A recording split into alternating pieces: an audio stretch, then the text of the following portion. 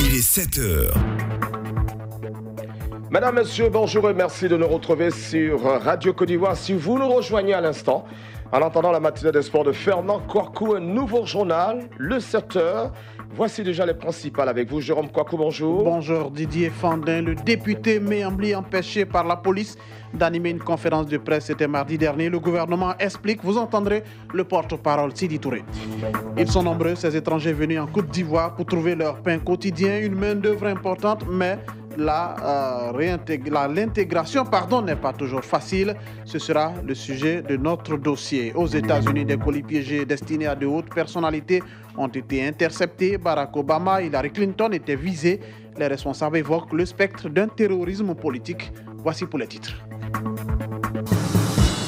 Pourquoi le député Méambli a été empêché d'animer une conférence de presse? En tout cas, le porte-parole du gouvernement a répondu à la question hier. Sidi Tiemoko Touré a aussi parlé de l'incendie qui a fait 7 morts à Bouaké. On écoute le porte-parole du gouvernement, Sidi Tiemoko Touré.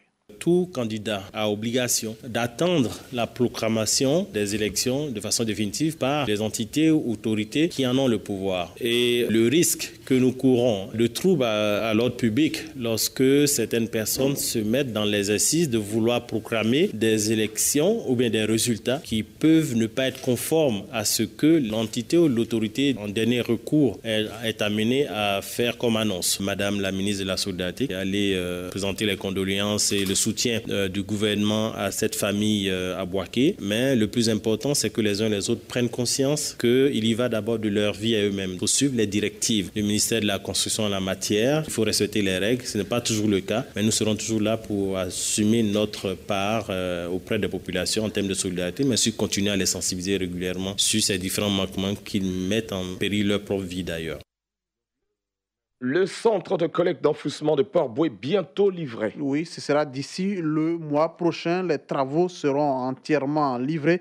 La ministre Anne Désiré Ouloto, accompagnée du ministre de l'Équipement et de l'Entretien routier, Amédée Kouakou, ont tous deux visité l'avancement des travaux, puisque cette voie qui conduit au centre d'enfouissement sera également reprise. On va écouter sur le sujet le ministre Kouakou Kofi Amédée.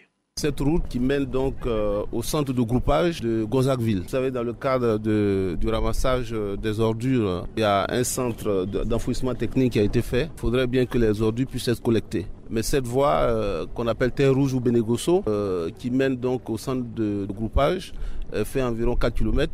Elle était complètement impraticable. Aujourd'hui, les travaux sont en cours. Nous sommes venus avec Madame la ministre de la Salubrité pour regarder l'état d'avancement parce que le 2 de ce mois, les entreprises doivent pouvoir commencer le service. La journée mondiale de lutte contre la polio a été célébrée hier mercredi. Vous parlez de polio, mais la Côte d'Ivoire est libre de la poliomyélite depuis 2015, si l'on en croit l'OMS. Mais il est hors de question de baisser les bras car d'autres défis sont à relever. C'est le combat d'ailleurs du directeur coordonnateur du programme élargi de vaccination. On va écouter ici Mme Ogoumou Georgette, maman d'un garçonnet qui parle de vaccination.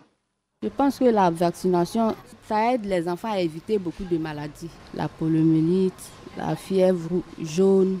La poliomyélite, là, c'est quoi comme maladie? Ce qui rend les enfants handicapés. Les conseils, je dois donner aux mamans là. Je veux qu'elles suivent le programme de la vaccination parce que ça nous aide. Parce que quand un enfant tombe malade, là, c'est nous qui souffrons. Raison pour laquelle je ne joue pas avec. À Korogo, la direction régionale des impôts sensibilise sur le civisme fiscal. C'était au cours d'une conférence publique. L'objectif est d'éclairer l'opinion sur ce qu'est l'impôt et pourquoi il est obligatoire pour tout citoyen de payer son impôt. Et au sortir de cette conférence publique, les populations ont pris bonne note. Le message sera largement relayé. Quelques réactions.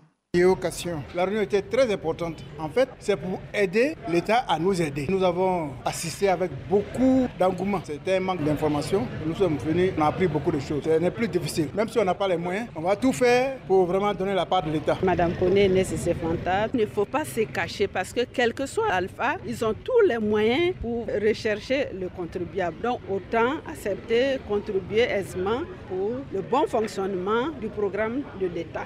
Parce que sans les impôts, il n'y a pas de développement. Information manque avec les populations. Moi-même, je vais faire réunion dans mon quartier pour leur expliquer que vraiment c'est très important. Si on paie là, je crois qu'on va avoir des têtes hauts pour demander l'État ce qu'on doit nous faire. Le dossier du jour. Et voici le dossier du jour. Comment se passe l'intégration des étrangers en Côte d'Ivoire? On va vous répondre rapidement pour dire que ce n'est pas toujours facile, qu'ils soient nigériens, burkinabés, gabonais, maliens ou autres. Ils vivent en Côte d'Ivoire depuis plusieurs années, mais cette migration de main-d'œuvre n'est pas sans difficulté. Ils sont quelquefois victimes d'exploitation, d'atteintes aux droits de l'homme et aux droits au travail.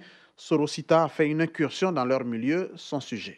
Une poissoire en main, Hassan Moutari est en train de griller des poissons dans de l'huile chaude pour ses clients. Hassan est un migrant nigérien qui vit en Côte d'Ivoire depuis 11 ans. Sans diplôme, il a eu toutes les difficultés à s'insérer dans la vie sociale. Il s'est résolu à devenir vendeur de semoule de manioc appelé communément garba. C'est bon. Hassan, il n'y a pas eu chaud. Ça me déjà le matin là. En vendant garba ici, on a venu faire le commerce. On n'est pas venu chercher les problèmes dans ce pays. Quelqu'un va venir te citer, toi tu es un étranger, chez vous là il n'y a rien. Mais nous on supporte, on dit rien. Les travailleurs migrants sont confrontés à de véritables difficultés, souvent abusés, notamment lorsqu'on considère les salaires extrêmement bas qu'ils perçoivent. Jean-Luc, de nationalité gabonaise, est développeur informatique. Plusieurs fois, il y a eu des appels d'offres qui ont été refusés. Bon, le monsieur s'est plaint et il a carrément scandé comme ça, on est fatigué. Que chacun aille chez lui, que chacun son territoire. Exerçant aussi dans de mauvaises conditions de travail, la discrimination, la xénophobie, il ne bénéficie d'aucun avantage social. Solange Servante en fait les frais. Elle qui est travailleuse migrante en situation irrégulière. Moi je travaille du 1er au 31. Même le jour où je vais aller à l'église, je suis obligée de demander permission, demander pardon à mon patron. Je veux que ça change. Au-delà des situations difficiles vécues par ces travailleurs migrants, il faut souligner que leur apport et leur contribution aux économies de leur pays d'origine est significative. C'est le cas de Moussa Ouedraogo, burkinabé, et Adewale, nigérien. J'ai commencé à construire là-bas, au Burkina, et j'ai réalisé certains trucs aussi, et mes enfants aussi, ils sont partis là-bas, qui travaillent bien. J'aide ma famille avec l'argent de Côte d'Ivoire. Et ma famille au Nigeria, ils gagnent l'argent au moins 20 000, 30 000 au Yangwaï. Même quelqu'un qui a construit une petite maison, c'est maison. Yves Kodibo, secrétaire général de l'Union nationale des travailleurs de Côte d'Ivoire, soutient que ce sont des personnes qui contribuent au développement de la Côte d'Ivoire. Nous défendons les intérêts de tous les travailleurs, quelle que soit leur couleur, quel que soit leur pays. Pour le directeur du bureau pays de l'Organisation internationale du travail, Draman Aïdara, l'immigration a des effets positifs sur l'économie de la Côte d'Ivoire. Les immigrés génèrent par ailleurs une valeur ajoutée et leur présence semble augmenter la productivité des entreprises informelles. L'actualité internationale à présent aux États-Unis, des colis piégés destinés à de hautes personnalités ont été interceptés. Oui, ce sont des personnalités du Parti démocrate, dont de grandes figures du parti comme Hillary Clinton ou Barack Obama. Ces tentatives d'attentat interviennent en pleine campagne pour les élections de mi-mandat, alors que le climat politique est particulièrement électrique. Selon les enquêteurs, certains de ces colis, au moins ceux envoyés chez les Clinton et chez les Obama, pourraient avoir la même origine. Il a été aussi question de la poudre blanche en train d'être analysée en ce moment, et cette poudre a été découverte dans certains paquets. Il n'y a pour le moment pas encore eu d'arrestation ni de revendication. Plusieurs responsables ont évoqué le spectre d'un terrorisme politique intra-américain. On termine en Chine. Shinzo Abe entame une visite de 3 jours à Pékin. C'est la première visite officielle d'un premier ministre japonais en Chine depuis 7 ans. En 2012, en effet, la nationalisation par les Japonais des îles Senkaku, appelées Diaoyu par les Chinois qui veulent les contrôler, avait considérablement accru les tensions entre les deux pays. L'objectif de cette visite est donc le retour à la normale des relations après les tensions provoquées. Et aussi avec l'arrivée de Donald Trump au pouvoir, la situation a sensiblement changé pour les deux pays. Pékin comme Tokyo ont tout intérêt à améliorer leurs relations. La Chine cherche un soutien pour contrer les très nombreux droits de douane imposés par les États-Unis. Point final de ce 7 heures. On vous rappelle juste l'essentiel. Le député Méambli empêché par la police d'animer une conférence de presse mardi dernier. Le gouvernement donne des explications. Vous avez entendu le porte-parole Sidi Tiemoko Touré. Et puis on a aussi parlé des étrangers venus nombreux en Côte d'Ivoire pour trouver leur pain quotidien, une main-d'œuvre importante, mais leur insertion n'est pas toujours facile.